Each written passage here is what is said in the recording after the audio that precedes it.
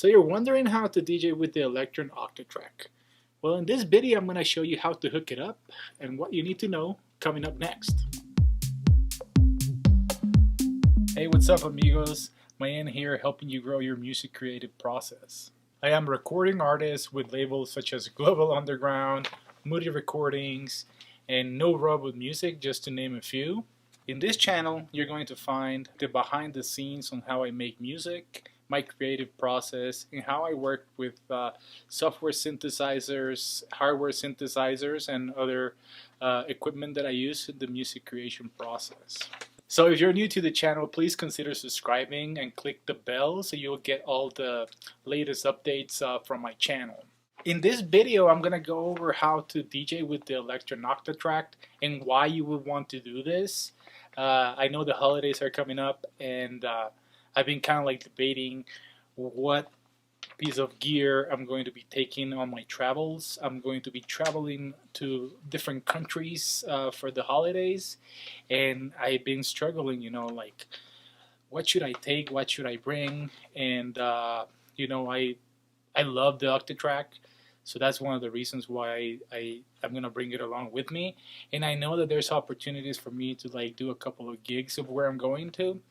But at the same time, I don't want to bring my other gear that I usually use for DJing. So I was thinking, how can I use the Octatrack to get that going? So I kind of like figure out the best way to do that. And I'm going to show you some of the secrets, but how to like set it up and what else I'm going to be using in my travels. I think that the Octatrack gives you that flexibility to be able to DJ, but at the same time add your own flavors to the tracks, and you can like set it up rather easy, but at the same time you just have to know where to go, and I'm going to show you that. So yeah, stay tuned. Let's do this. Let's go to the studio and let's get this done. Alright, so the first step is to obviously start a new project, right? So I'm going to start a new project. So change, and we are going to call this one DJ Start. Okay, so this is going to clear everything that I had in this previous setup. Hopefully I recorded the stuff that I had here for one of the projects that I was working on. But anyways, the other thing that we need to do is we actually need to upload some tracks, right? So we're gonna go to enable the USB disk access. Now is enabled. Now we're gonna plug it into my computer, right? A key thing that you might want to do is add the BPM at the beginning of the track, so it's easier to locate the BPM that you're gonna be using. And then you're able to like move the tempo around with the Octatrack. Hey guys, so as I'm editing this video, I'm noticing that it's really long, so I'm gonna have to split it into two parts. One with just the basic DJing aspects of the Elektron Octatrack, and the second part is gonna be all the effects and percussions for the Octatrack to spice up your DJ set. So yeah, just hang in there, and I'll see you back in the video. The big elephant in the room is, why would you want to bring your Octatrack to DJ with when you can do it with CDJs or vinyl or like whatever you like DJing with? And to be honest, for me, it's more on the ability to kind of like do my own patterns live and on the fly, add different elements that I think that they're fun to play with, because at times I've seen that I get a little bit bored when I'm DJing, and it's just, sometimes you just need a little bit extra as an artist, right? So that's the reason why I do it. I mean, you can hate on it, you can hate on like bringing more equipment to the DJ booth, but I just think it's fun, adding your own flair. It's always really great.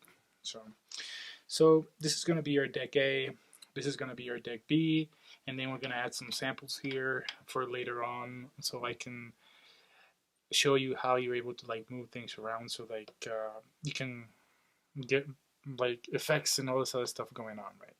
Okay, so let's go pick up our tracks, right? So you're gonna do a static track, right? Because we want the entire track to be going through. So we're gonna go to our audio, and then I made a folder that's called DJ Startup, and then we have the first track that we're gonna put on the deck A, right? And then we are going to go to track 5, and that's going to be our other track that we're going to be putting in there. Right now, this is going to be one of the tracks that I'm going to be mixing in, and this is the other track, right? They're both in the same BPM range, but there's a couple of things that we need to do because we are going to be using the crossfader to help us out with the mixing process, right? So first thing that we have to do, right, is the following. So we're gonna bump up the volume, right, for both tracks, so like all the volume's coming up.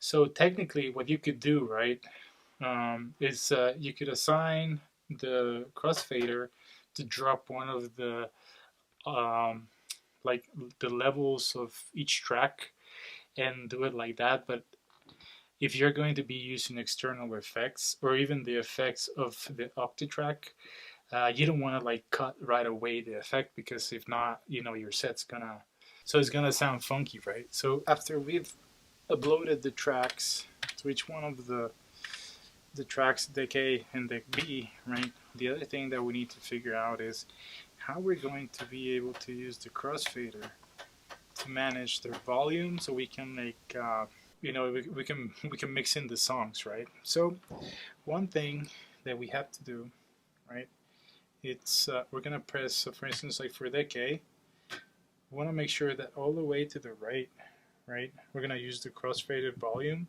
and all the way to the right has to be on the max, right? Because that's the maximum volume for this track. And then we want to make sure that the crossfader volume is on the minimum for when you go to like scene B of the crossfader, right? So we want max and we want minimum, right? So we're going to play this track, and when we go to the other side, as you can tell, right, the volume is going to be dropped, which is great. Then we're going to be setting up the other one. When it's on this side, this one's set to max, and on this side is set to minimum, right? So we can be crossfaded between tracks.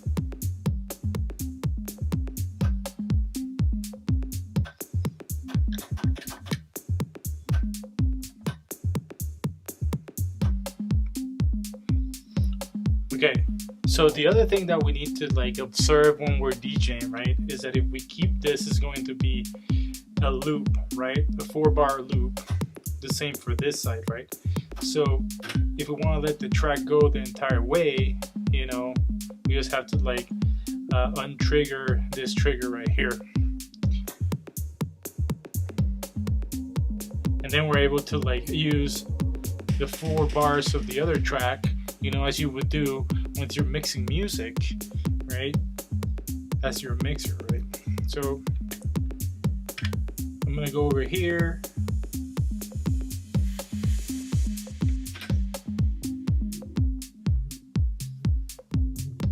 so as you can see, right now I'm mixing deck A, right, from the other track that I've been playing.